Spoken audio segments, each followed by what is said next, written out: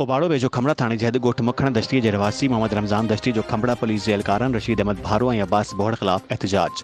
ॻोठाणनि जो पुलिस मथां न्याणीअ जो ॾाज, घर में पियल क़ीमती सामान, मोटरसाइकिल ऐं पाणी वारी मोटर फुरण जो इल्ज़ाम। तफ़सील मूजिब मोहम्मद रमज़ान दश्ती ॿारनि सां गॾु एहतजाज कंदे चयो आहे त खमड़ा थाणे जी पुलिस एहलकारनि रशीद अहमद भारो, अब्बास बोहड़ संदसि जीअण जंजाल करे छॾियो आहे। ॼाण आयल पुलिस एहलकार केतिरनि ई सालनि खां संदसि वैरी बणियल आहे, जेके मथस हर भेरे सरकारी जी मदद में कूड़ा केस दाख़िल कनि था। ॻोठाणनि जो वधीक चवणु हो त अॼु हिकु भेरो ॿीहर ॼाणायल पुलिस एहलकारनि पुलिस अटाला साण करे ॻोठ ते काह करे खेनि हरासां कयो आहे। क़ीमती सामान फुरे विया आहिनि, असां सां इंसाफ़ कयो वञे। ॿिए पासे पुलिस एहलकार रशीद अहमद भारो इल्ज़ामनि जी तरदीद कंदे चयो आहे त मोहम्मद रमज़ान दश्ती ऐं संदसि माइट ॾोहारी क़िस्म जा माण्हू आहिनि। अॼु बि पुलिस खे इतला हुयो त हिन वटि चोरी जो सामान आहे, करे हिन जे ॻोठ भरिसां कमनि जे फसल में सर्च ऑपरेशन कयोसीं। इल्ज़ाम कूड़ा आहिनि, को बि पुलिस एहलकार खेनि घरनि में दाख़िल नाहे थियो।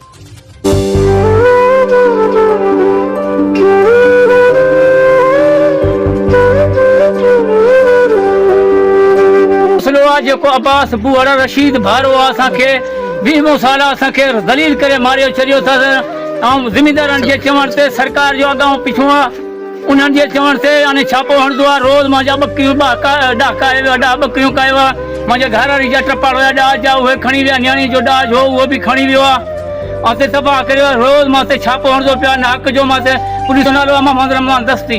मूंखे 32 केस दाख़िल कया, मां रिहा थी आहियो। मूंखे हुकूमतूं रिहा कयो आहे कोर्टनि। हे मां ते यका एफआईआर दाख़िल कंदो आहे। इहो भारो रशीद अब्बास बुहड़ इहे अॻुवान इहे थिया पिया आहिनि, जो अॻुवान आहिनि उन्हनि खे मुतमिन करे अने छापो हणंदो आहे। मां ग़रीब खे बाबा मां न त लॾे वञा, हे वॾेरनि जे चवण ते बाबा ने छापो हणंदो आहे, असांखे छापा हणंदो पियो आहे। असां ग़रीब पोइ त लॾे वञूं किथे बाबा, हाणे काॾे वञूं असां। राखी जो पर राखी कंदो आहियां, बेलदारी कंदो आहियां, उन जे चवण ते माण्हुनि जे चवण ते मूंखे हरू भरू भले मन करो। रोज़ मूंखे चैरान कंदो आहे, मूंखे छापो हणी मुंहिंजा न्याणी जा ॾाज रखियो, टपड़ मुंहिंजा उहे बि खणी वियो आहे। एजी साहिब खे अर्ज़ा, उनखे एजी साहिब खे अर्ज़ा, उनखे अर्ज़ा मां जो मां उन सां इनखे मां केस दाख़िल कंदुमि। मूंखे कक करे मारे छॾियो आहे रशीद भारे, रशीद भारो बुहड़, अब्बास बुहड़, अब्बास बुहड़ ऐं रशीद भारो मां यका कस्तियान हक़ जो मां ते एफआईआर दाख़िल कंदो आहे। पुलिस मुक़ाबिलो ॿियो भाॻियो त ही न थींदो त पुलिस मुक़ाबिलो करे मां ते एफआईआर दाख़िल करे छॾींदो आहे। यका मूंखे दलील करे छॾियो, मां अखियुनि खां अंधो थी वियो आहे, मूंखे दलील करे मारे।